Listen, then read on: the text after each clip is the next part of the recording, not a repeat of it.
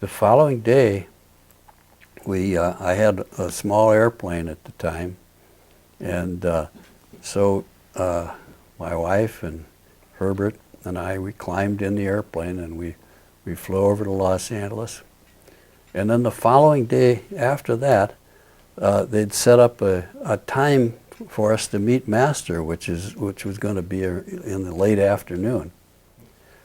So, and I was getting kind of nervous about this because, you know, Master said that he wanted to see me, and I was so excited about this, and I had some fantastic notion of what a master was, and it was more important to me to meet somebody like that than, you know, the President of the United States.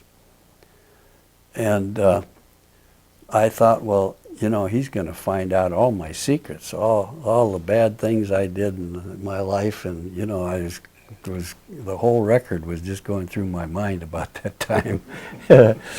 And so then they put me in this little chapel in Mount Washington, and I waited, and I waited, and I waited, and then all these thoughts started to come up again, and I thought, well, now he certainly doesn't want to see me at all. I mean, they've decided not to see me. And just about the time when I was about to give up, the door opened up, and somebody said, "Mr. Raymer, Master will see you now." And my heart really started to beat. And I'll never forget walking up those 3 flights of stairs in Mount Washington to the 3rd floor where Master was staying. And I was getting more nervous as I started to climb up the stairs. This is such a big moment for me. And we got to the door, and they knocked on the door, and Master opened the door, and he just held out his arms like that, and he drew me in and gave me a big hug. And I just really literally felt, you know, that I'd come home. And I had never felt such an energy before as I felt when I got into his presence. I mean, the love to me, and it still is, it was just overpowering. I mean, you just can't imagine coming from off the street from a business world and coming into that kind of a vibration in an environment like it was. It was so incredibly beautiful, and I felt, well, I've known this person all my life. It seemed like I'd known him forever. It was so incredible. And then we sat down, and Herbert was with us at the time, the minister. He had come over with us. And he started telling me all kinds of things about my life that I'd even forgotten about. And I thought, my gosh, how does he know about all this? And he started telling me some tremendous things. And then as we were talking, and he was doing most of the talking, I was just sitting there looking at him. And then they brought in some tea, and they brought in these little baklavas, you know, honey cakes. And then he as we were having tea, well, he'd break one off, and then he'd put it in my mouth. And this is what really sold me on Master. I mean, when I did that, I mean, that was the end right there. I mean, I had no more resistance left. And so then I said, Master, I got up the courage to ask him some questions. And I said, Master, I've been trying to meditate, and what I've been doing, I said, I can hardly sit there, and I'd even write notes to myself that I hereby swear that I'm going to spend at least 10 minutes a day trying to meditate. And I said, I go along for a week or so, and then something happens, and I can't do it anymore.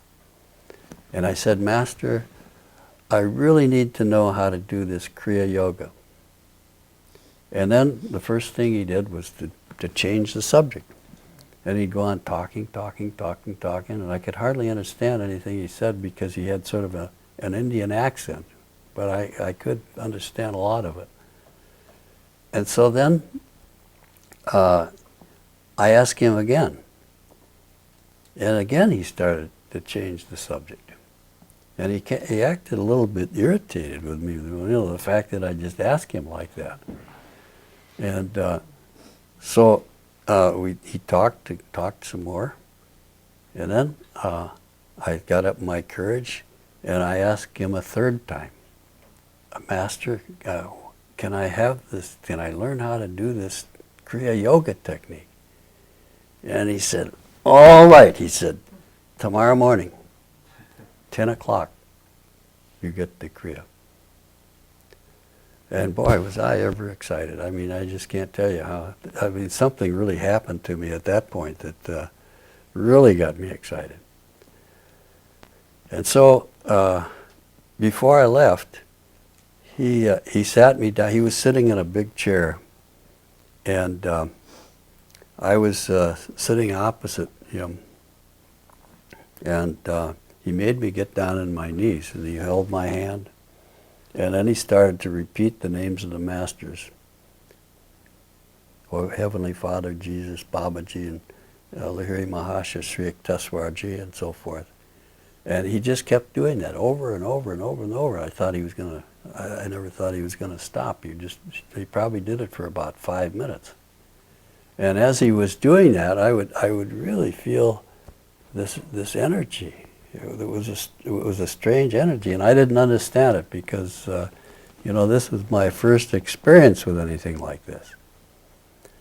So, anyway, that's that. And then we parted, and then the next morning, at 10 o'clock, I received the Kriya initiation, and it was at the Hollywood Church that we did it.